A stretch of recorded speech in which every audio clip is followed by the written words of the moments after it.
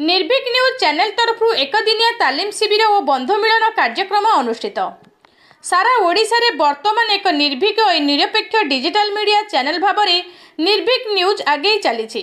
एही परिप्रेक्षी रे सांबादिकता क्षेत्र में दक्षता वृद्धि पाई एक प्रशिक्षण शिविर तथा बंधु मिलन कार्यक्रम अनुष्ठित हो जाइछि। अनुष्ठित शिविर रे चैनल मुख्य संपादक संजय दत्त आचार्य, मुख्य अतिथि भाव में विश्ववाणी खबर कागज रे कार्यरत वरिष्ठ सांबादिक विनोद कुमार साहू, सम्मानित अतिथि भाव जनाशुना समाजसेवी संकर्षण बेहेरा, डॉक्टर प्रताप कुमार साहू, उपदेष्टा तथा प्रशिक्षण भाव में अध्यापक तथा वरिष्ठ सांबादिक चिन्मय कुमार प्रधान और विभिन्न जिला और ब्लॉक रु आसीथिबा निर्भीक न्यूज रो प्रतिनिधि माने उपस्थित थिले।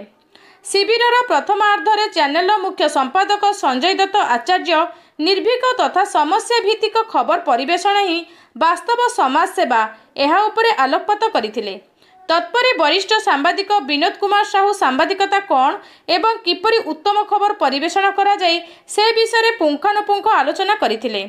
सम्मानित अतिथि संकर्षण बेहेरा चैनल उत्तरोत्तर उन्नति कामना करने सह निरपेक्ष सांबादिकता करने आह्वान देथिले। परिशेष में वरिष्ठ सांबादिक चिन्मय कुमार प्रधान सांबादिकता क्षेत्र में विभिन्न प्रशिक्षण देथिले।